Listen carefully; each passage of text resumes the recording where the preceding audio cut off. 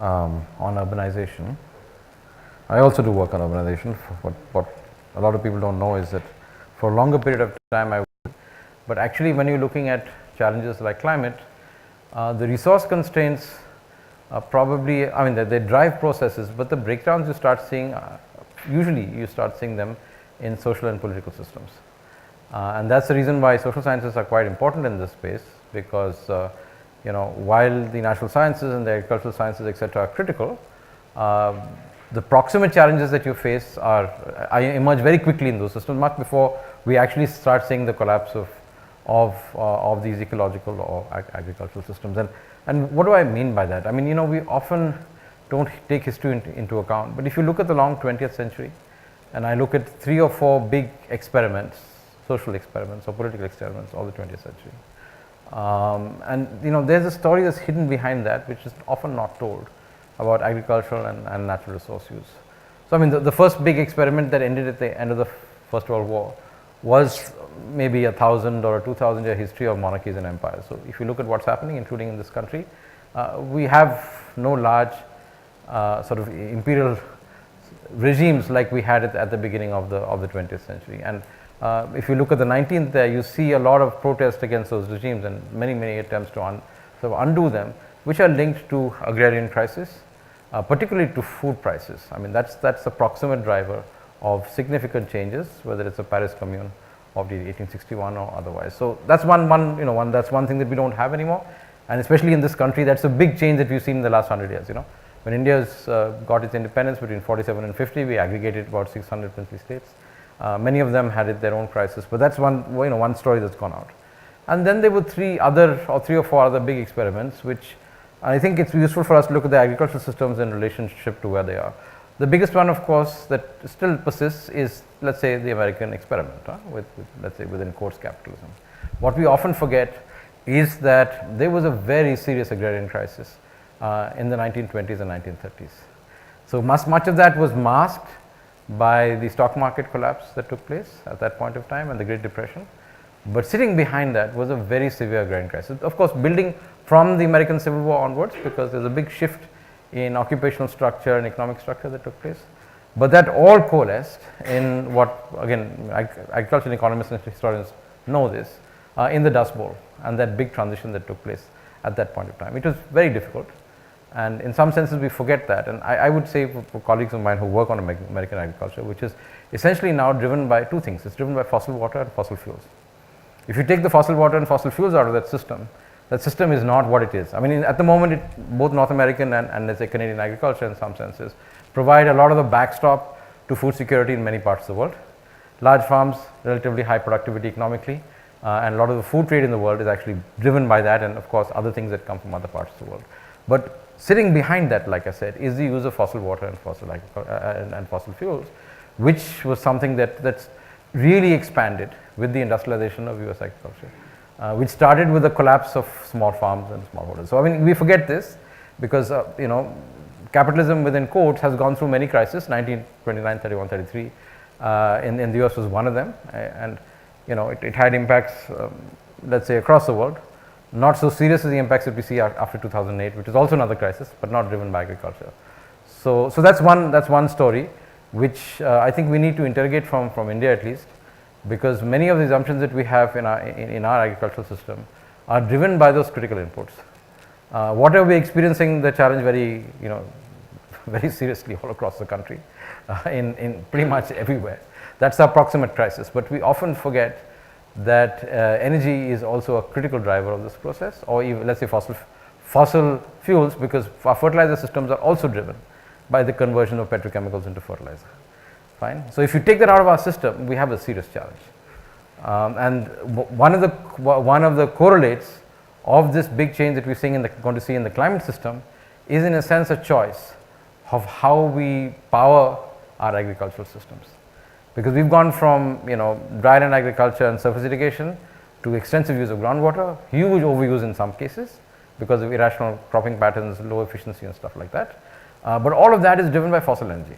It may come from coal-fired power plants, or in some cases it may come from diesel pump sets.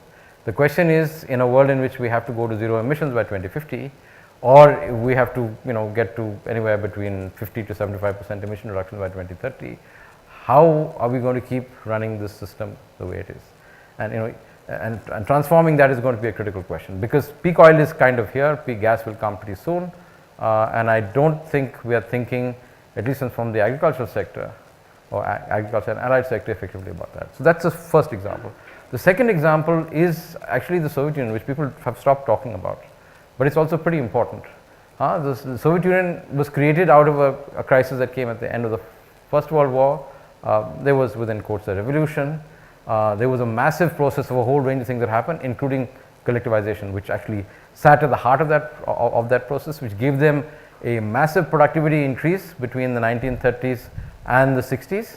Of course, huge unintended or intended consequences. I mean, there was significant loss of life and a whole range of other dislocations that happened as far as they were concerned. But what most people don't know is one of the proximate causes of the collapse of the Soviet Union was actually an underlying food crisis. I've had the opportunity of working with people who were sort of in charge of the perestroika transition. They're no longer alive at the moment, but that was one of the core things, including the challenge of dealing balance of payments questions, that actually led to the internal changes. First, in sort of the collapse of the Soviet Empire, in some senses, their withdrawal from many parts of Eastern Europe, and of course from Central Asia, which provided them, especially Kazakhstan and Ukraine to some extent, provided them with a significant amount of surpluses. So this is something that the Chinese leadership took very seriously, because again, it's not very well known, but that's a proximate challenge that they had, not being able to actually manage their food imports vis-a-vis the foreign exchange that they actually had at that point of time, because they were moving to a much more market-based process. And the Russians suffered. They suffered extensively in the 1990s. In fact, you can look at the proximate outcome of that by looking at male life expectancy in Russia, which, after growing dramatically from the 1920s and 30s, like many other countries that were industrializing, it actually dropped in the 1990s. So that's the other connection that we often don't sort of make, the connection between food security, nutrition security, and life expectancy, which is something that I'll want to touch on just now, because in some senses, a lot of what we're doing today, the way that we are managing agricultural policy, the way that we're dealing with climate, is not critically linked to the proximate outcome. First, to address hunger, but beyond hunger, there's also questions of nutrition and malnutrition. And India is in a pretty bad shape as far as that's concerned. And that was one of the key drivers of that sudden drop that you saw in life expectancy in the Soviet Union, in spite of the fact that it had its social development, and certainly its medical systems were very well advanced. But you can go through a shock into those kind of processes, and it's interesting for us to look at these questions of shock, because we can expect to see similar or even more severe shocks as climate impacts sort of play their way through the world system. And you can see that in what's happening in Syria and various other places. I'm not saying that Syria is directly attributable to climate, but the proximate range of factors that influence this thing are quite important and are useful to think about. And the third example is, if you look at the so-called that sort of communist experiment between 1918 and 1979, 81, depending on where you want to bind it. The other one, of course, is the Chinese experiment, which again that we tend to forget about because it seems to be very successful at the current point of time. But it had some very severe failures. So if you look at what happened in the great famines of the 1950s there, in the Great Leap Forward, actually more people died in China during that period than during the aggression during the Second World War, in fact the engagement with Japan. So we have to look at it in these larger contexts, because the kind of impacts that we're expecting to see are at that scale. And even in India, we forget, because it's out of our memory, that the single largest cause, let's say the single largest cataclysmic event in this subcontinent was actually the Bengal famine of 42-44. I mean, we forget that. I mean, that's the single largest number of people who actually lost their lives, about 4 million people. After that you have the partition, after that you have Bangladesh.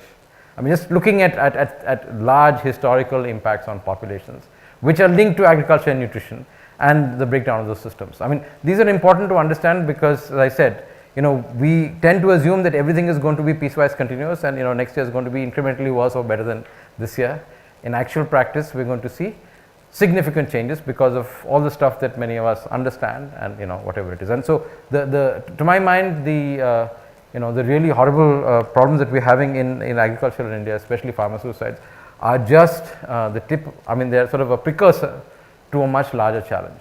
Now, of course, some parts of the world have enabled a systematic transition out of large agrarian populations into industrial development and into, that's sort of the development that many countries have done. Usually smaller countries, and of course Europe did it over a long period of time. They did that over 150 years or more. We are actually seeing this transition in, let's say, something like between 20 and 40 years. So when it's compressed to such a narrow time frame, the impact and the challenges obviously become much more significant, because at the heart of it, it's really a cultural change. If you've experienced 3,000 years of the agricultural revolution, to suddenly find that it's sort of changing and it's sort of metamorphizing into something else over 20 or 30 years means, the fundamental change is cultural. So what I thought I'd start with very, very quickly is something that we often don't take into account when we're looking at climate and agriculture, because population is not a very sort of, let's say, politically correct thing to talk about, but it's useful to look at. Because we have such long life expectancies, there are some determinate processes that will actually drive what we're doing. And this is just this is a simulation of 4 countries. I just thought, this morning it's useful to look at it. 4 countries there. So that's India, China, the US, and Japan. Just to give you a benchmark that's there. This is the age sex pyramid. That's male, that's female. The oranges are people without education. So these are of course children. These are the illiterate populations. These are age cohorts at 5-year intervals. Fine. This is a simulation I'm going to show you, but by and large the simulation, at least the broad trends, will not change. So that's India, China. So India has a clear pyramid that's there. The US has a much more flat structure, and Japan has gone through the transition almost 60-70 years ago. So they have a declining population base. China, as you can see, has these odd things that are happening. Okay, this is because of one-child policy. Fine. This is the 2000 data. This is all. So you can see the sudden dips in populations at these particular points of time, because this is it's demographic. I'll just run you through this. Look at the patterns as you go through it. So this is as the populations change. So obviously India becomes the largest population in the world by 2030. We overtake China by 2025 for sure. 1.35. We are at 33, about 35 billion people, all the way through. I'm just showing you what's potentially going to happen through the century, right? So obviously we're going to get more education. There's going to be less and less illiteracy, etc. Okay, can we just turn that off, please? Just get this off. Turn it off now. No, turn it off. It will come back again. Okay, fine. Got that? Now, of course, the important things are Japan is almost ceasing to exist. Fine.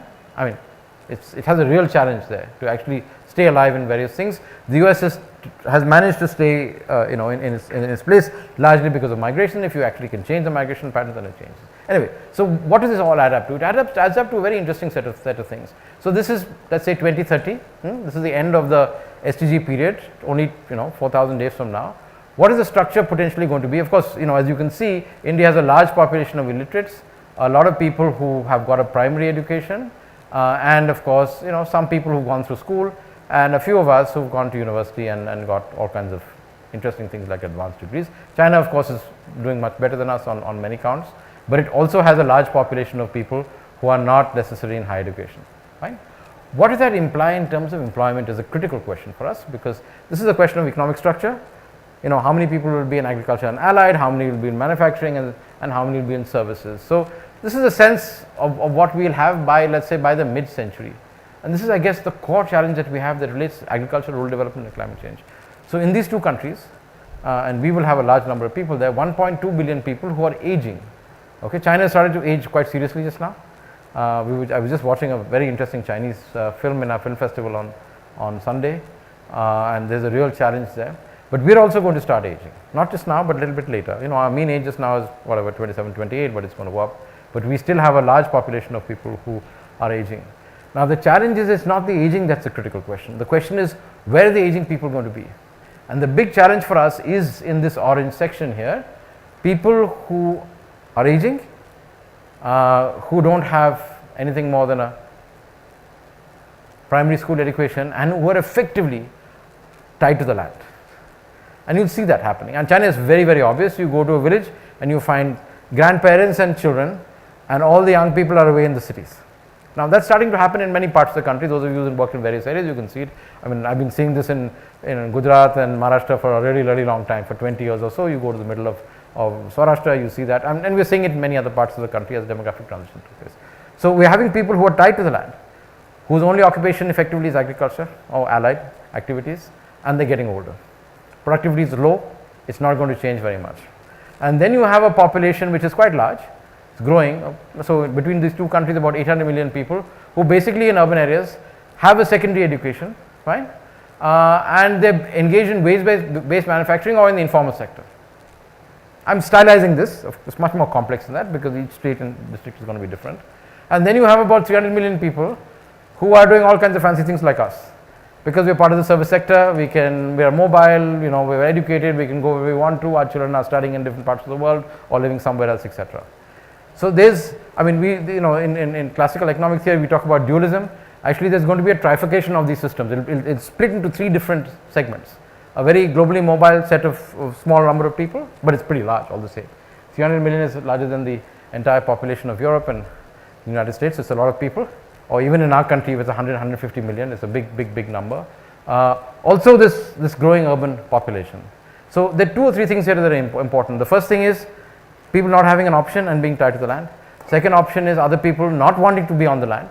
And this is a discourse that we hear from farmers across the country. Even when I travel just now, all of you are very engaged with this. The question of will the next generation actually be engaged in agriculture or not? Do they choose to do that? Will they want to get out?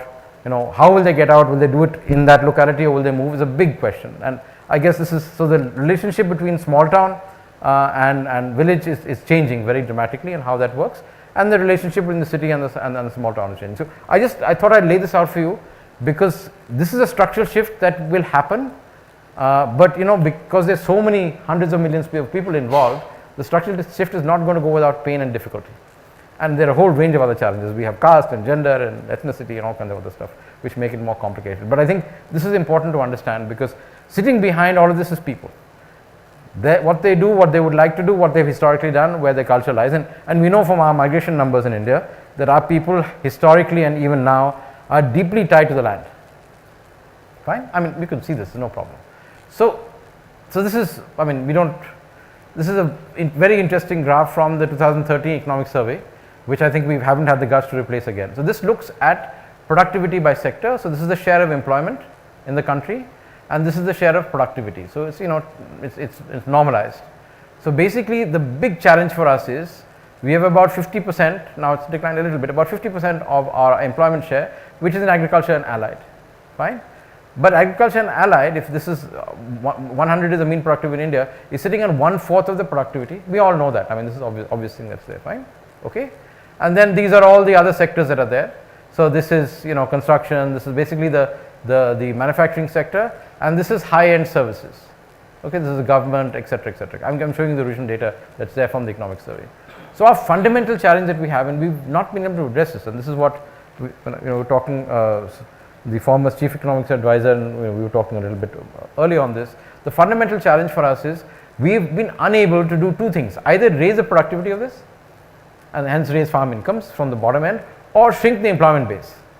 So people move into something else. So really, the big macro challenge for India is to reduce the size of this, so it goes down from 50 to let's say 25%, because we know agriculture now is in terms of GDP shares now in the 2 digits, right? It's at like 12-14%. It might go a little lower than that. And we have to increase the productivity of these sectors and move people into these sectors. It's a stepwise thing that's there. Okay, given the caveat, which is a very important one, which is very different from many other parts of the world, and the Chinese know this for a fact, and that is that you have to feed 1.3 or 1.4 billion people. So you cannot do what has happened in other parts of the world, and that is to, at the terminal stage, your populations that are working in agriculture and allied activities go down to 2, 3, 4%, and then you cross subsidize them like EU agriculture or US agriculture. It won't work. I mean, it's impossible, and we have no historical precedents, even with high technology, to actually produce that amount of food with the kind of land and water constraints that we have with less than a certain amount of people. So that's, I think, one of the big questions that we have, and that is to be able to maintain a stable population at 1.5 billion. What is the minimum number of people to actually contain that? And this is a question the Chinese thought about very, very carefully after 89. So they've actually protected the Chinese heartland in some senses, because they know that if you destroy and you lose your peasant and your agrarian culture, being able to recreate that is almost impossible. And that was the crisis of Soviet agriculture because of collectivization in some senses. I mean, not everywhere, but collectivization, that was the real crisis. So even when the Chinese made their transition in the 90s of breaking the iron rice bowl, as they call it, etc., the welfare system in rural areas, they still have a very active culture of being able to produce. I mean, this is a 3,000, 4,000 year old culture, it can't go away at all. But on the other hand, because of the fact that we have to deal with the question of the poverty, of development and aspirations, we have to both increase the productivity and do that. And we know, and even the latest economic survey has talked about that for a very, very long time we've had either declining or plateauing productivity, and all our indicators are pretty bad as far as that's concerned, because in effect, in spite of the fact that we've gone from 275 million tons to from 75 to 275 million tons over the last 30 years, which is a remarkable achievement in some senses. Our growth in terms of productivity, output, etc., has been poor, and we know why that's there. I mean, I don't have to go over those kind of questions. So this is another critical structural question that's again very, very quickly. Unfortunately, now that the time series have changed, we can't actually look at the long run on this. This basically looks at the average employment growth and the average growth in value added. This is economic growth that's there, and this is the size of the total employment that's there in each sector. Fine. This is, as I said, unfortunately the time series has changed just now, but whatever, it's difficult to map that. The big challenge for us is that in agriculture, and we know this for a fact, that employment growth is close to zero or negative in some places. Fine. And the output growth is also relatively low. This was an exceptional period where we did have relatively good output growth. So the challenge for us, as far as the national economy is concerned, is we want to invest and drive economic activity that's sitting in this region, because we have a lot of young people coming to the workforce. Fine. So you need to have employment growth. At the same time, if you don't have income growth, it doesn't work. You're trapped into poverty in some senses. Yeah. This is a big challenge for us, and I can show you this thing for state by state. We have a lot of analysis here, and you find that agriculture and allied is still sitting down here in spite of the green revolution, the white revolution, the blue revolution. That's not really happened. So in that sense, it's a big issue. So when people talk about this doubling of farmers' incomes and stuff like that, we know for people who work in the sector, if you look at all of history in the last 150 years or so, agricultural systems on a sustainable year-on-year basis rarely can grow at more than 4 or 5%. That's exceptional. It might be actually sitting at 1.5, 2% or so. So 1.5, 2% means that you're going to have a doubling in 35 years if you get that far, and there's so many other factors that are in place. So those are fundamentals which you in a sense can't change, because that's what natural systems are about. Natural systems are not about exceptional growth. Hi Revi. So I guess one of the key questions that we have is, and this is an important question, is that we don't necessarily think about the spatial implications of what these processes are. So I've just put this out here just to give you a sense of, this is a distribution of India's population by settlement size. This is the urban-rural line. Now this is a very interesting story here. This is hamlets, population size of less than 1,000. Okay, population size of less than 1,000, average household size of 5 means basically 200 households. Fine. So in 51, this is the census data that's there, we had 43% of our households living in hamlets, 20% living in small villages, and about 17% living in large villages. Okay, effectively the imagination of India is very much like this, but the fact is there's been a dramatic change in spatial structure that's taken place over the last 15 or 20 years. We all know this. So this in a sense is a success at one end of development because of connectivity and whatever, but also demographic changes that are taking place. So the question that we investigate a lot here is, what are the primary modes of production that we should operate in each of these areas? So for example, if you look at this 700 million people, now it's slightly larger now because 2011 data, let's say about 750 million people here. You obviously have to have not only increasing productivity, but you also have to have a greening of that economy. And there are lots of different options here, and whether it's through forestry or a whole range of other questions we have to deal with. The second question is, and this is where I think a lot of the unrest and the challenges are coming in many places, is these people who are caught in the middle, about 200 million people who are there, who are actually urban in the way of thinking, but live in rural areas, but they don't have the amenities that are there. Okay, and we can break this down. I said we have the data like this. I'm giving a broad national picture. Each state is different. So Kerala will be different from Odisha, and Odisha will be different from Mizoram or whatever it is. So the question is, we have to look at systems of employment and productivity which match with ecosystems, because eventually everybody has to eat, they have to have water, they have to get all the basic services that are required, but also are able to deal with this question of productivity and employment. Because unless we are able to deal with that, then questions of poverty and other questions of development don't work themselves out. So I think looking at a graded thing and how that actually works out is quite important. And what people don't often realize is, and you can't see it on this graph, that all of this here, this whatever 450 million people or so, all of this is sitting only in 8,000 places. This is 6.5 lakh places. Fine. So just the spatial spread and the nature of the network is dramatically different. So the kind of solutions that we have to look for are fundamentally different, and we don't see that. We categorize them into two boxes, urban and urban development, and rural development, and agriculture and stuff like that. Actually, there's a wide variety of different places in that, and unless we think spatially, it becomes difficult for us to get a sense of what's actually happening. So having said that, this is the GNR that just came out yesterday. We're actually in a very serious problem as far as India is concerned. If you look at all these, they look at 8 different indicators that are there, and we have an interesting challenge. So the green revolution has done tremendous things for this country. So on the food grain side, as I said, roughly we've gone from 75 million to 275 million tons between the 60s and now. Huge achievement. India's farmers have kept us alive and have allowed our population to do whatever it is. However, there are dramatic unintended consequences of the choices that we made, especially about the food grain crops that we have. We have the largest diabetes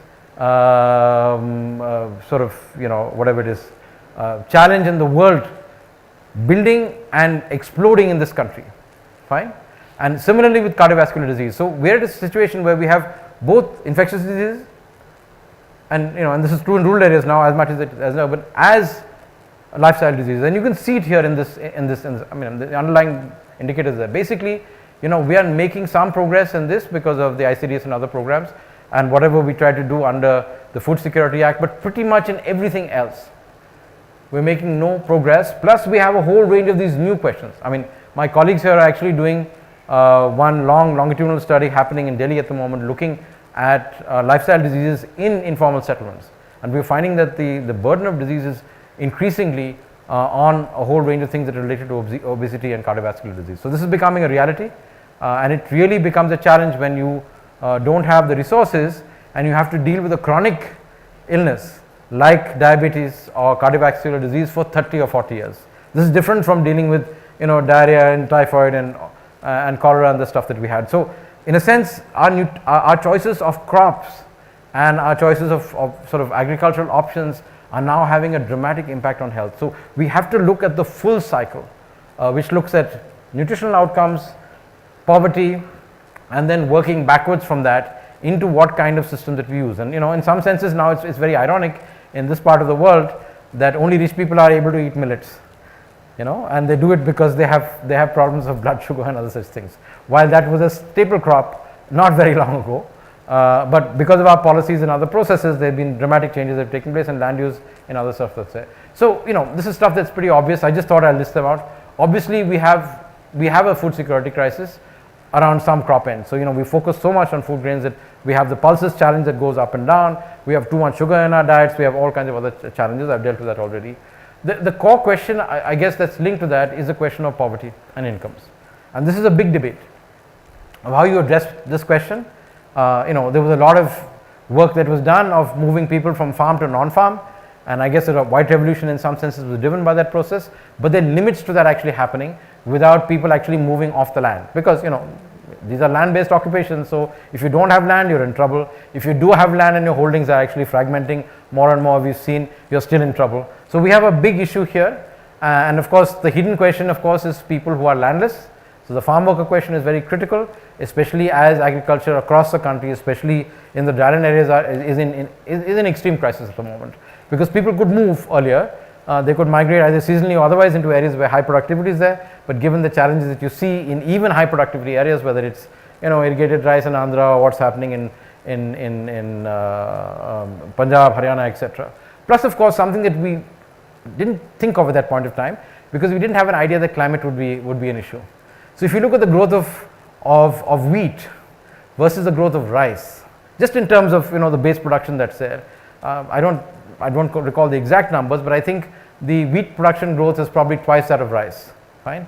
Now, if you look at the vulnerability to climate, especially the wheat belt, that's wheat is much more vulnerable. So, in some senses, the choices that we made in the 60s are going to put us in a difficult situation in terms of the crop mix that we have, and of course, within the crop itself, there are lots of questions. I mean, you're all the experts in the room as far as that's concerned. So, the question of linking, what kind of crop you have to the kind of water that you have, the resources that you have, etc., is quite critical. The biggest challenge for us is higher productivity. There were these articles that we've seen in the last week, which we always know, anybody in the agriculture knows that the farm gate prices of onions, for example, are at 2 rupees dropping to 1. I mean, any agricultural economists know them forever. The prices in the city are 20 rupees, people in the city are crying, and the farmers, of course, are in a very bad shape. So, the other crisis that we've had is on the economic side. I won't deal with that very much, but basically the question of marketable surplus and the mix is quite critical, and how that plays itself out. And of course, the question of farm and non-farm employment, especially of women farmers, and this goes way back to the Swaminathan report that's there. Again, hidden work in some senses, which is just not visible but is very critical. And the core question as economists that we think about in terms of national development is, there's no chance that any country can actually make it through the sort of low middle income trap in some senses without having much higher female workforce participation. We're actually working the other way around. And especially in farm incomes, the feminization of labor is a very critical question. So, we have a big challenge here, which needs to be addressed, and there are a whole range of, and we were just touching on that, the whole range of gender challenges as far as that's concerned. I won't deal with land ownership and consolidation. We'll work a lot on this question, but this lies at the heart of this beast, and we've been playing with this since the 9th and 10th plan in terms of contract farming and X and Y and Z. We actually have made no progress on this question, but inevitably this has to be addressed because the economics need to be sorted out, fine. So, neither has the market been able to deal with it, nor do we have the opportunity that we had in the 50s and 60s of doing Bhutan kind of social movements to make this happen. So, this is a hard question that is not going away from us, and is driving the sort of economic access.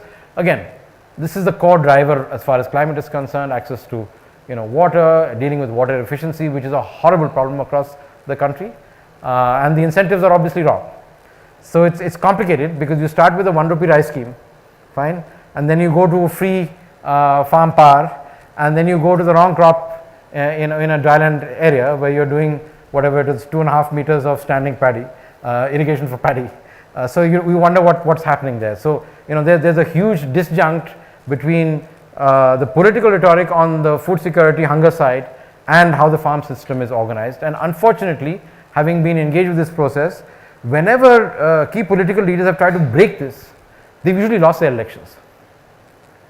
So, there's been a signaling, I think, for the last 15 or 20 years for that if you take these hard things, you affect farm sector reform or you do power sector reform, etc., which is actually good for the whole system. It's not good for you as a politician.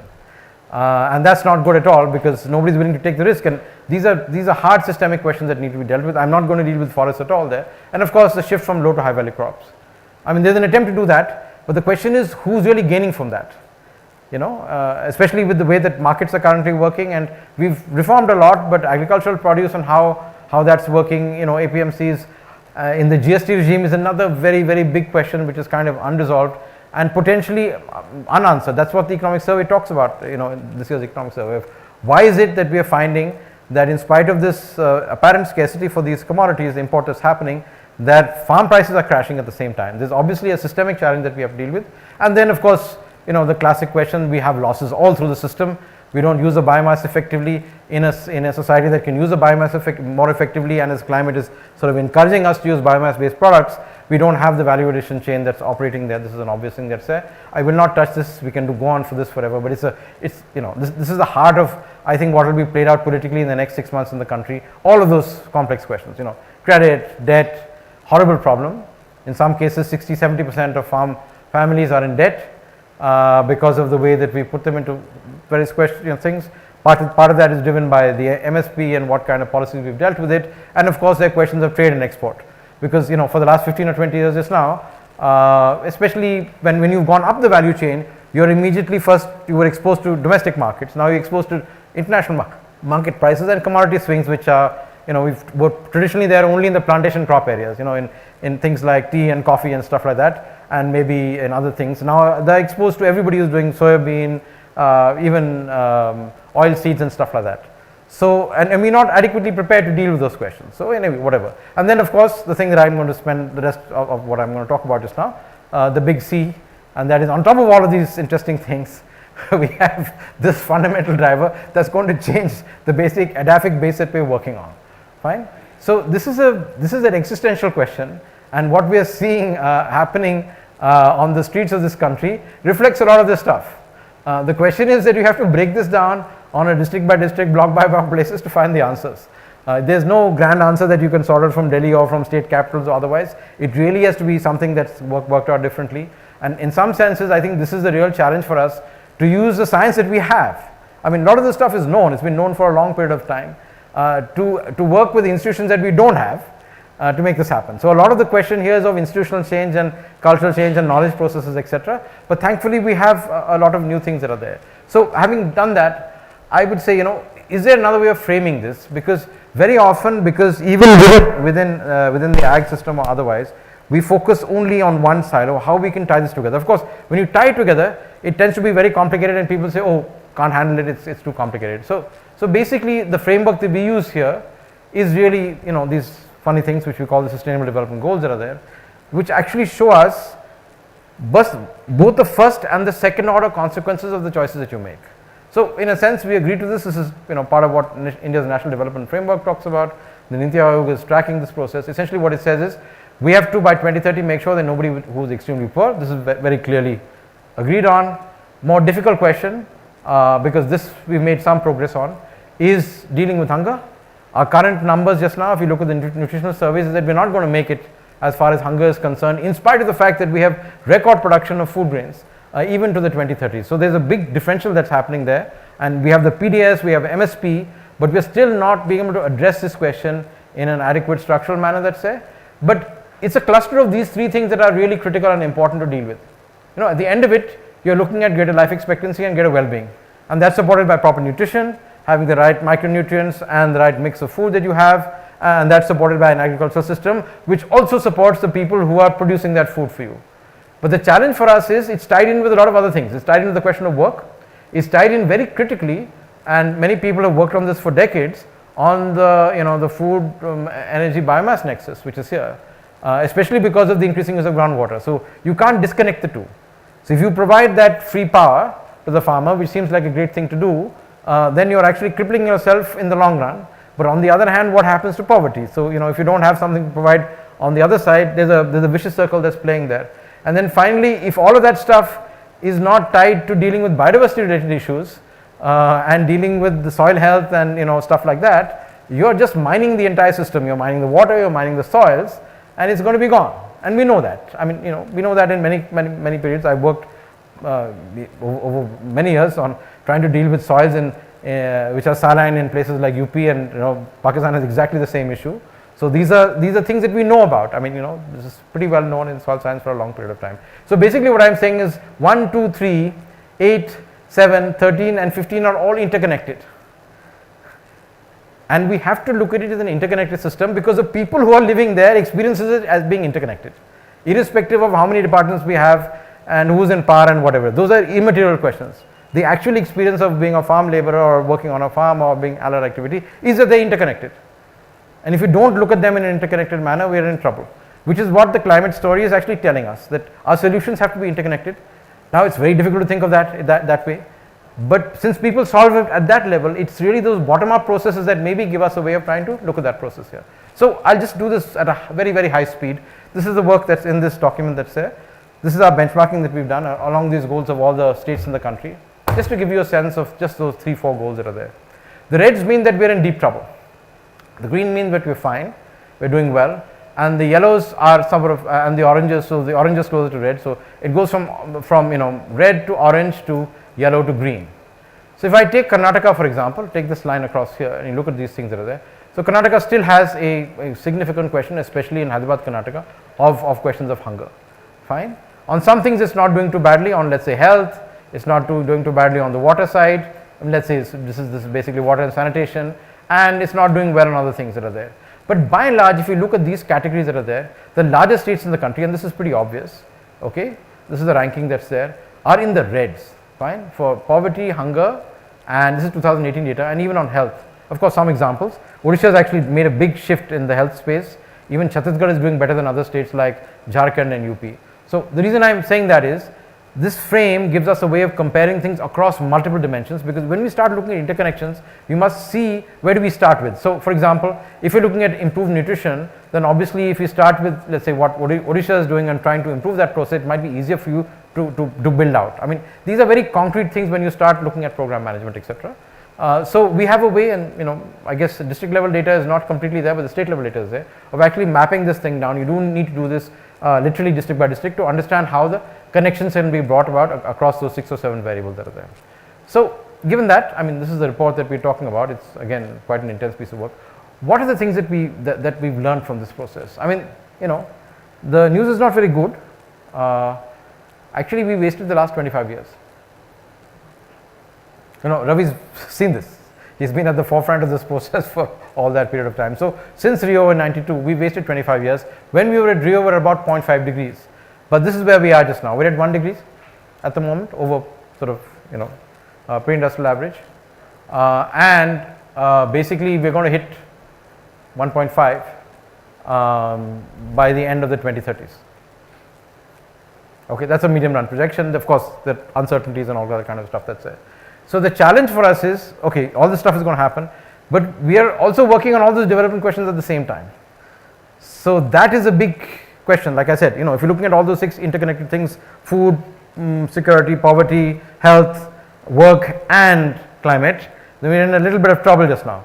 It's not that we can solve them in different silos and then put them together again. We don't have time to do that. That's the big issue that we're dealing with just now. And of course, not all of it is about carbon dioxide. There are a range of other things that are quite important for us. And this is where I think the ag sector is quite critical. So if you look at CH4, you look at black carbon, which is a big question that's also influencing us in terms of air pollution and N2O, etc. That's also a big question. So if you're able to deal with these questions, it actually makes it easier for us, and that sort of that overshoot period becomes quite critical. So basically, the simple story on that is, on carbon dioxide at least, we have to reach net zero emissions by 2050, fine? Which effectively means globally we have to reach about 60-70%, depending on who you are, net reductions in emissions by 2030. So it's really close, fine? Obviously, this is the big debate, and this is why there's ongoing fights that are happening in Poland at the current point of time. Most of us are still kind of online and checking out and talking to colleagues who are there on what's happening there. India obviously needs more time and space to do a whole range of things, because even on the energy front, we have at least 250 million people who are living in extreme energy poverty. So you need to provide them energy, otherwise there's not going to be any chance that they will move out of poverty without that. So there are going to be trade-offs there given our energy mix. But basically the whole world does need to get to the stuff, and there's very little time to do this. Now the bad news, which is not told to people, and it's even hidden from those of us who look at Paris as a solution to things, is that the NDCs that we have are actually the fast track elevator to 3 degrees. So the NDC range, and there's a whole box that we produce in the 1.5 report, is between 2.9 to 3.4 degrees. So it's not about 1.5. What we agreed in Paris, because the whole regime changed using a bottom-up approach and countries deciding to do what they want, is what countries thought was interesting and useful to do. So when you look at the Indian press and which says that India is going to achieve 2 with 3 targets in advance and stuff like that, actually we are talking about a trajectory that's way beyond 1.5. Okay, it's way beyond 2 in fact. And we said in 2014, and Ravi wrote the synthesis report, that 2 is like really bad and dangerous in across many systems. Yeah. So effectively the big story here is, if we don't do this, we'll have overshoot, fine. Now what is not clear to us is how long that overshoot will last, and this is very important for agriculture and ecosystems, and how deep it will be. Is it going to be at 3? Is it going to be at 2.5? And you know what it means just in terms of whatever it is, rise at elevated temperatures plus carbon dioxide. I mean, you guys are the specialists in this business. What's going to happen as far as that's concerned? So we don't have any idea what that is, but what it clearly tells us is that if we do faster reductions, we'll have a better chance of limiting 1.5. So I guess what are the potential impacts? This is what the report says. I've just picked up some elements. It's difficult to find it.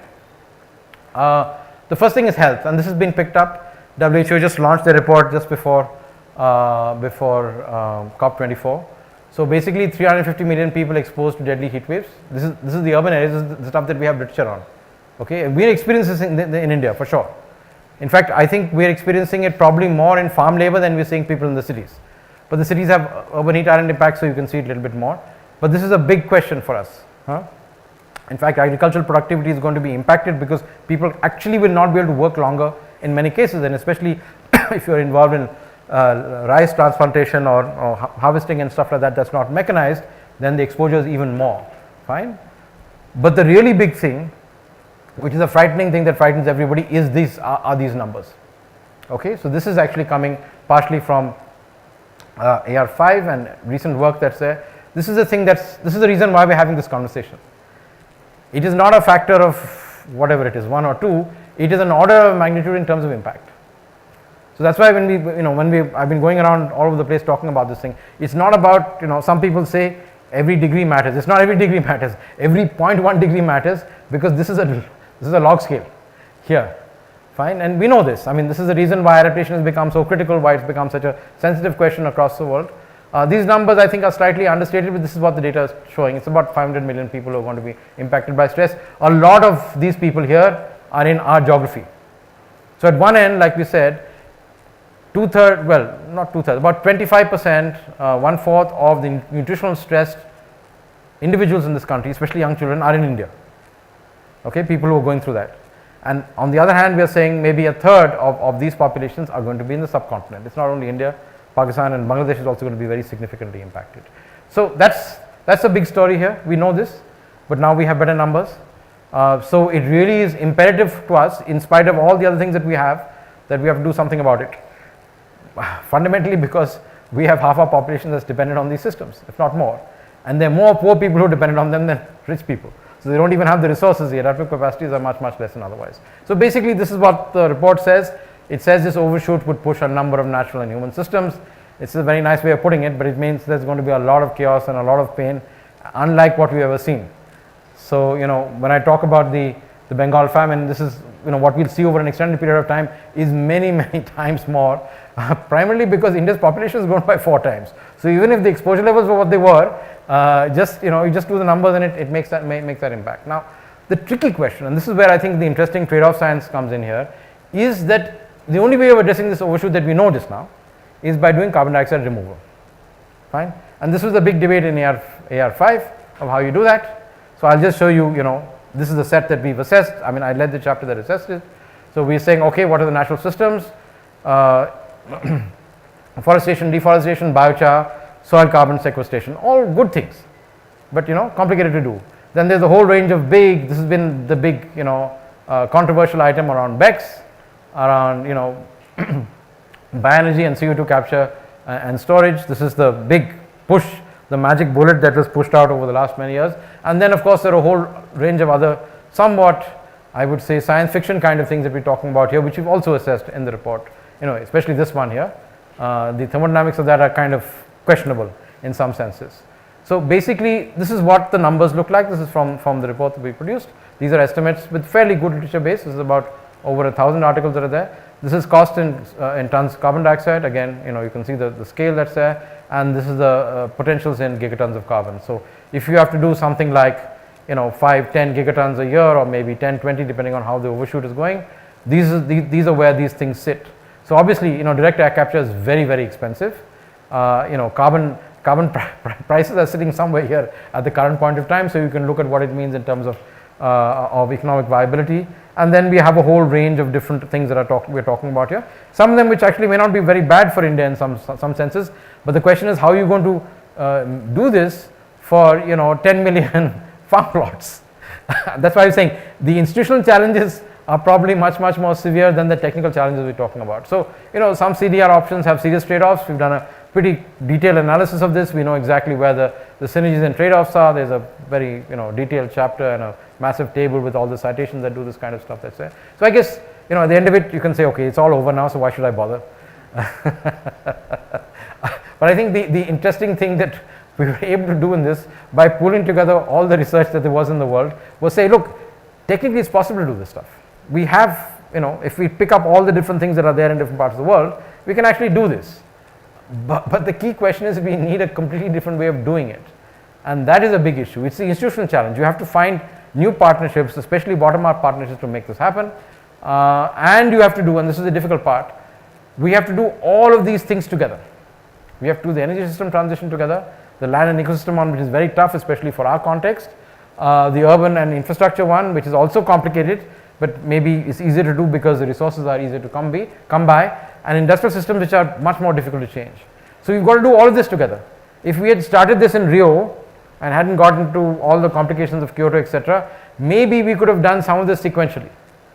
But we've got to do all of this crazy stuff together. So in some senses, it's like asking us to go to a very complicated party and see whether, what's going to come out of that process. So these are the big things that come out from the report on this. So these are obvious big picture things, we know about them. So large land use and land cover transitions. Now, what the Brazilians did in the Amazon with that $1 billion fund that came from Norway to help them do that was a large scale transition. But to enable this kind of transition in our context, where first of all, even the wasteland processes that we've seen working starting way back have had lots of challenges dealing with it, is a far cry. I mean, for us to get even to increase forest cover in some locations through reforestation, forget about afforestation, is a big challenge. So it's nice to see this at global scale, and especially when you see the kind of crises that are happening, and Brazil is going through a very interesting political situation where the Amazon may again accelerate as a location for extensive deforestation and biodiversity loss. And then of course, a whole range of these processes. Effectively, the mitigation or carbon dioxide removal story is going to use land-based processes across the world, and that militates against everything that we know here. I mean, land-based processes in India means conflict, no? It means conflict at the local level. It means conflict between upper riparian and lower riparian, between one state and the other state. This is a really serious and existential question for us in terms of our governance. It's fundamentally that it's not only the stuff that's at local level. We know that we worked with this for a long enough period of time. It really is a critical question there. So basically, the reason why this is so difficult and why it's unique is we have to do all of this stuff together, and all of this has to happen at multiple scales. You can't say that we will have a movement that deals with, let's say, soil health or X and Y and Z like we're trying to do in some places. It has to happen at village scale. It has to go then to block, from block to district. It has to go from district to state, and then state has to add up in this very diverse terrain with multiple ecosystems across the country. And we don't have a planning framework anymore. So we have a deep institutional crisis here where we don't even have a way of trying to coordinate at the national level the kind of stuff that we were able to do 4 or 5 years ago. So we have a big institutional crisis here.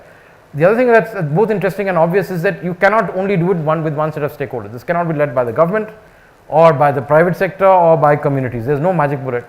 We have to actually learn how to work together, and that has been our biggest challenge. So in some places cooperative works, in other places contract farming works, in other places there are caste and other conflicts that are taking place at various places. So this as I said, what's emerging from this process is enabling conditions are going to be very critical, and that's going to require a tremendous amount of social innovation. So we may have the great technologies, may do better efficiency in agriculture, we know how to do biochar, we know how to do afforestation, but if the institutional changes don't take place, they don't doesn't work itself out. So we did a lot of work, and the utility of this thing, at least at global scale, is there is for the first time available a multidimensional assessment of 23 adaptation and mitigation options. It's there, it's done. It was a hell of a job doing it. We nearly died doing it in the time that we had, but basically the literature is available. So, and it's all there. I can give you access to all of those kind of things that are there. So basically, if I look just at adaptation options that are there, we can see the things that we're used to looking at: conservation agriculture, efficient irrigation, efficient livestock use, agroforestry, community-based adaptation, etc., etc. These are all the things that we work with.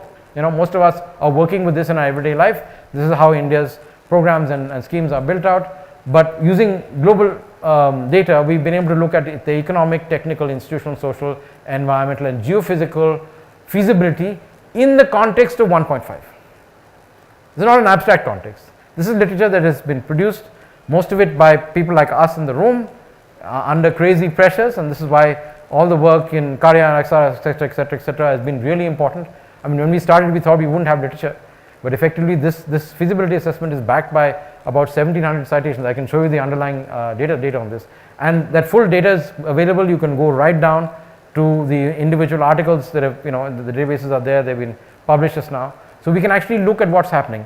But the challenge for us is, this is all global stuff. We have to do it in effect for every sub-region in this country.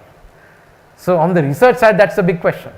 So we'll obviously have to start with a very broad canvas to figure out some core things, and then go down and drill down and figure this out. Because the point is, if any of these things goes to white or some other color, and this is the dark brown means that it's more feasible in some senses, the system doesn't work. Right? And we know that. We know that from all our experience of doing pilot projects and scaling up and trying to transfer from one to the other, doing lab to land and a million other things, that's the challenge for us. All of these dimensions have to work for the system to be able to scale. You may have a great new idea or a great new technology, a new cultivar, but it doesn't actually. So this is the kind of detail that you have. For each of these things that are there, you have all the citations, and they're all recent, usually in the last 2 or 3 years. I mean, we're happy to share it with you. The full database is with us. That's the advantage of good science, that it's available and open and free and all that kind of stuff that's there. So basically, we've been able to demonstrate one very simple thing. It's possible for us to assess multidimensional feasibility. Usually what happens is, feasibility has been looked at in very narrow terms, in cost-benefit terms. In actual fact, we find to be able to expand and deal with all the questions we're dealing with, especially the development questions, you have to look at the other dimensions, at the socio-cultural, at things that are not economic, including how you scale technological intervention, etc. So because there's a framework in place, we can now start prioritizing implementation actions to be able to deal how things are. I mean, assuming that we can build the same framework in different locations, we can actually pick this up. And the other interesting thing is that because the science is advanced, I would say significantly, but it's advanced quite a lot, we can look now in a much more organized way at synergies and trade-offs, because that's the big question that actually happens. When you do something, like you suddenly start enabling reduced sensitivity to drought, you often land up with a maladaptation on the water side. So how that actually plays itself out is something that we are having increasing literature on, and there's more focus just now in that space as adaptation science builds out to be able to look at that. And similarly, you have things that have very positive trade-offs, especially with other elements. Something the right to let's say a shift back, like we are seeing just now, to millet growing will have an impact on health. It might have an impact on resilience, etc. So we're able to now sort of unbundle that process. But the big story, I think, for people in the room is that country level, of course, we're talking about global stuff, but certainly local knowledge is fragmented. But now at least we have a frame to say this is what we don't have.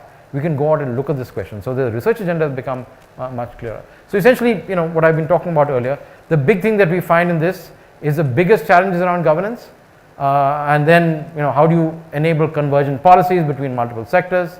So you may have better governance, you may have good policies, but you won't be able to implement the thing because the institutional capacities are not there, and we know that. We've hollowed out our institutional capacities in all our land-based sectors for a really, really long time. I mean, look at, let's say, if you want to reach out to women farm workers in Chhattisgarh, for example, there's no agricultural extension system, there's no healthcare system on the other side. I'm just giving you one concrete example. You have so many other things that are there. And then, of course, you have to expand and redirect funding and financing. If the resources are not there, the institutions are not going to run. If the institutions don't run, you're not going to see this change. So obviously, you have to prioritize what's happening in the sector that's there. And as we know, we've had a serious investment challenge from the public side in this sector for a long time in the country. And if you don't have the public investment when there's a huge problem of debt and other microeconomic crisis on the other side, you cannot expect the households to be able to fill in the investment gap. So there's a big issue as far as that's concerned. And of course, the other thing that's there, and this is, we've got caught in our own trap. I mean, our addiction now to high status grains are so high that people will still, even if they're ill, will still not move off that. And this has happened over a generation or two. It's not something that's there. So all of these things are important.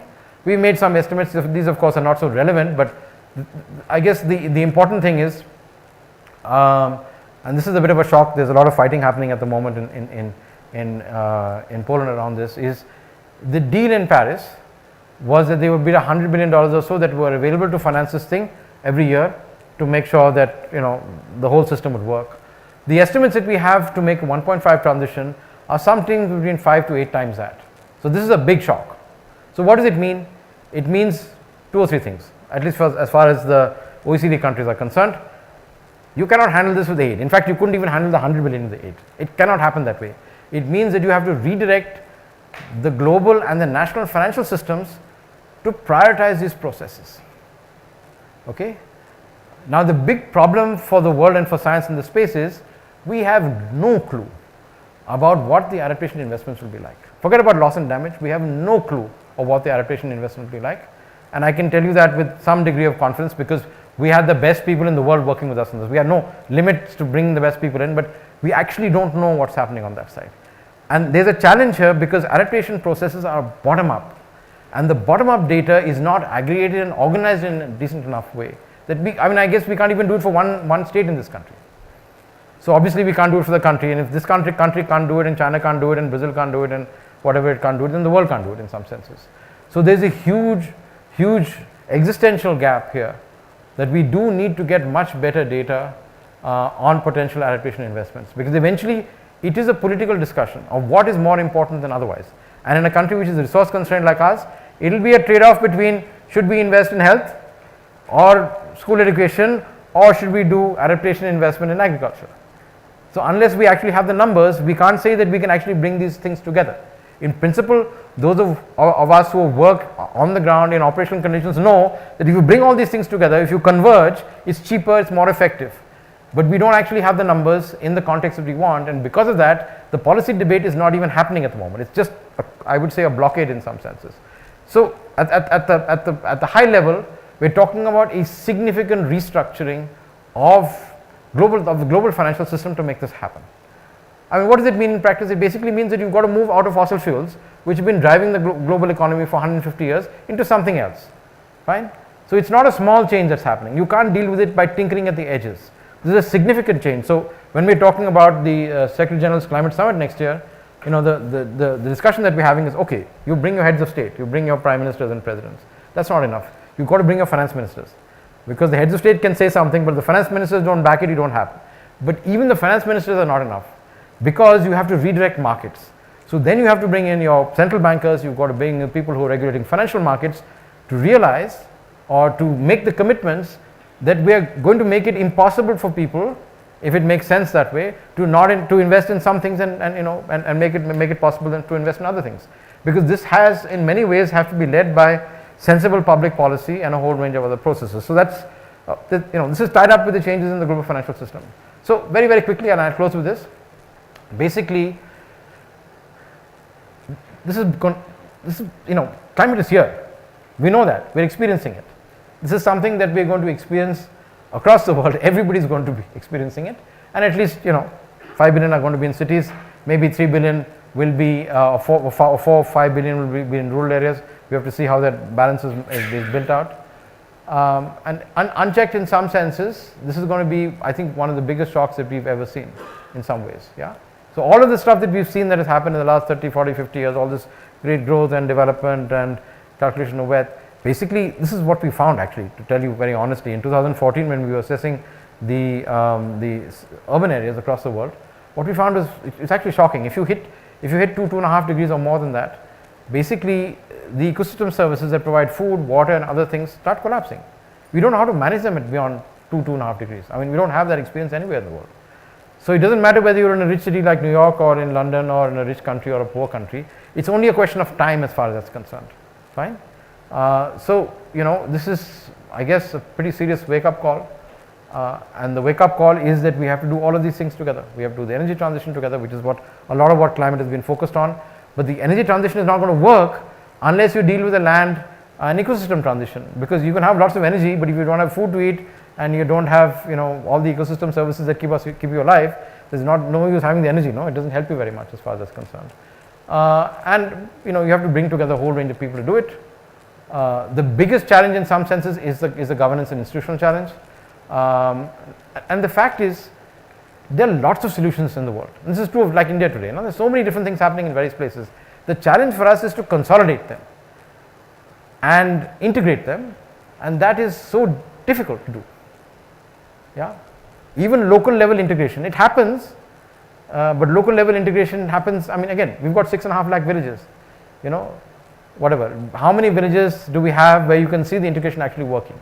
It might be in the thousands or tens of thousands, but we have 2 orders of magnitude to go to make that impact. So the question for us, of course, is speed, because the impacts are here. They will hit us in the face over the next 20 years, and after that it's a question of even more impacts for us because of the carbon dioxide removal questions, which will eventually be sort of land based as far as we're concerned, because we're still going to be at $4,000 to $5,000 per capita. We're not going to be at 40,000, so we can't afford all the other kind of stuff, let's say. So sorry for taking very long, but I thought, it would be, I think we really have to look at the interconnections, and that's the difficulty. We're really used to thinking in silos. That's not how people's lives are organized, but that's how bureaucracies are organized, that's how even the private sector is organized. So we have some really interesting innovation and institutional challenges. Thanks.